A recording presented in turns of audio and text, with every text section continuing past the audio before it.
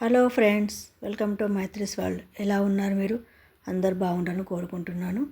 అలాగే వీడియోలోకి వెళ్దామండి. సంక్రాంతి పండుగ వచ్చేస్తుంది కదా, దానికోసం అని చెప్పేసి నేను ఈరోజు బెల్లంతో అరిసెలు చేశానండి. అవి ఎలా చేయాలో చూద్దాం రండి. నేను ఒకరోజు ముందుగానే ఒక 12 గంటలు బియ్యాన్ని శుభ్రంగా కడుక్కొని నానబెట్టుకొని తర్వాత వడగట్టి ఆరబెట్టుకొని తర్వాత మిక్సీలో పిండి పట్టుకున్నాను. దాన్ని జల్లించి ఒక పిండి బాగా ఒత్తుకొని పక్కన పెట్టుకున్నాను. తర్వాత బెల్లం పాకం పడుతున్నాను. మనం కొలతలు వచ్చేసి కిలో బియ్యానికి 3/4 కిలో అంటే 750 గ్రామ్స్ బెల్లం తీసుకోవాలి. ఈ బెల్లాన్ని చిన్న ముక్కలుగా కట్ చేసుకొని ఒక గిన్నెలో వేసుకొని నేను కొద్దిగా వాటర్ వేసి పాకం పడుతున్నాను. ముందుగా బెల్లాన్ని అంతా కరిగించుకొని ఒకసారి వడగట్టుకోవాలి. ఏమైనా నలకలు ఉంటే పోతాయి కాబట్టి. తర్వాత పాకం తీసుకుంటున్నాను. ఒక మందపాటి గిన్నెలోకి వేసుకొని బాగా పాకం పట్టుకోవాలి. ఇలా తిప్పుతూనే దగ్గరే ఉండి చూసుకోవాలి. తిప్పుతూనే ఉండాలి గరిటెతో, ఎందుకంటే తిప్పకపోతే మాడిపోతుంది కాబట్టి. ఈ పాకం కోసం ఒక చిన్న గిన్నెలో వాటర్ తీసుకొని అందులో వేసి చూసుకుంటున్నాను. ఎలా వచ్చింది, ఇది రాలేదు ఈలోప్పుడు. తర్వాత ఇంకాసేపు కలుపుకొని మరి ఒక 2 నిమిషాల తర్వాత చెక్ చేసుకుందాము. ఇలాగే నేను 3 సార్లు చెక్ చేశాను. అంటే ఇది ముద్ద పాకం రావాలి, అందుకోసం అని చెప్పేసి దగ్గరే ఉండి కలుపుకుంటూ మళ్ళీ ఒకసారి టెస్ట్ చేస్తున్నాను. ఇప్పుడు కూడా ఇది రాలేదు. మరి ఒక 2 నిమిషాల పాటు కలుపుది. కొంచెం వచ్చింది కానీ ఇంకా కొద్దిగా రావాలి. మళ్ళీ ఇంకొక 1 మినిట్ అలా కలుపుకుందాము. కలుపుకొని ఇప్పుడు తీసి చూద్దామండి. ఇప్పుడు కొంచెం ముద్దగా వస్తుంది,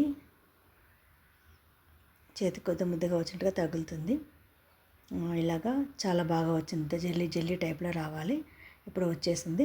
నేను స్టవ్ను ఆఫ్ చేసుకుంటున్నాను. ఆఫ్ చేసుకొని కొద్దిగా పిండిని వేసుకొని కలుపుకోవాలి. ఒకేసారి వేస్తే ముద్ద కడుతుంది కాబట్టి కొద్దిగా వేసుకుంటూ మనం గరిటెతో బాగా కలుపుకోవాలి, ఉండలు కట్టకుండా. నేను స్టవ్ను ఆఫ్ చేసేసాను. తర్వాత కొంచెం వేసుకుంటూ మళ్ళీ బాగా కలుపుకుంటున్నాను. ఇది పిండి ఒకేసారి వేయొద్దు, చూసుకోవాలి.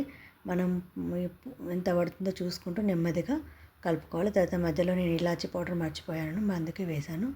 ఇలా బాగా సరిపడంత పిండి వేసుకొని బాగా కలిపిన తర్వాత ఒక 2 స్పూన్ల నెయ్యి వేసుకున్నాను. నెయ్యి వేసుకొని కాసేపు పక్కన చల్లారదాకా పక్కన మూత పెట్టుకోవాలి.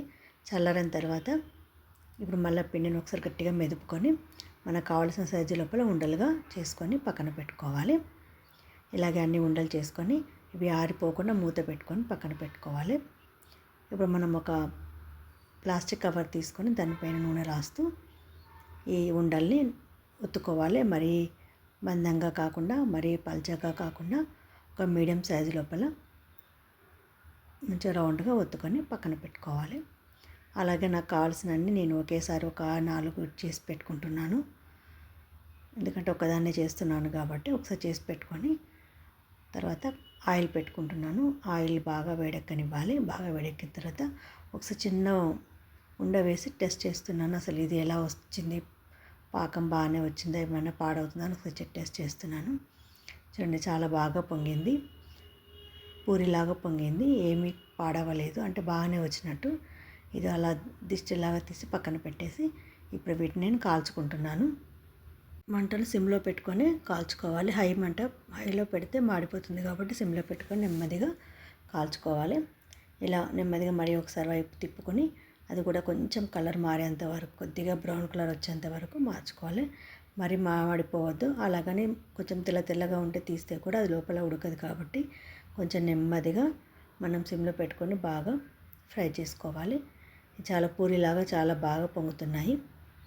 ఇలా బాగా పొంగిన తర్వాత బాగా కాలిన తర్వాత తీసుకొని ఒక జలిగంట లోపల కింద ఒక గిన్నె పెట్టుకొని ఈ జలిగంట జాలి పెట్టుకొని అందులో వేసి కొంచెం బరువున్న ఫ్లాట్గా ఉన్నటువంటి ఈ బౌల్తో నేను ప్రెస్ చేస్తున్నాను. ఆయిల్ అంతా పోవడం కోసము. చూడండి ఎంత బాగా వచ్చిందో.